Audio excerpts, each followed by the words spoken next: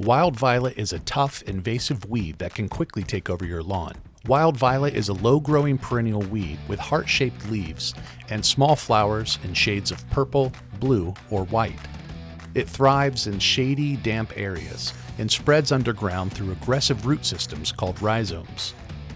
Since the roots are sprawling, like tree roots, control can be a long process and multiple applications are needed.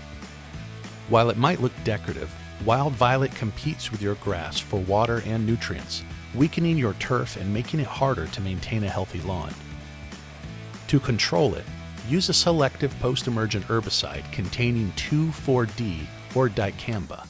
In cool season lawns, triclopyr is a good option. Make sure it's labeled for use in your grass type and to control wild violet.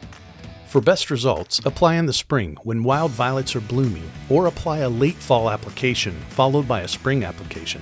Check your herbicide label for any specific timing instructions that may increase your results.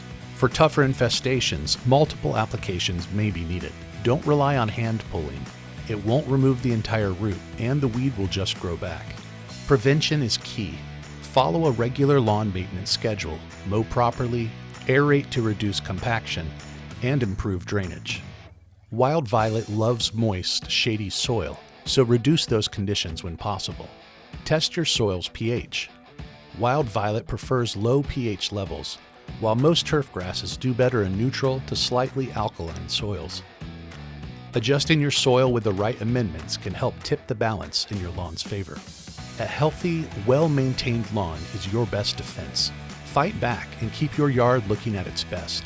And it's that easy with the expert help from DoMyOwn.com. Subscribe to our channel for more DIY and product videos.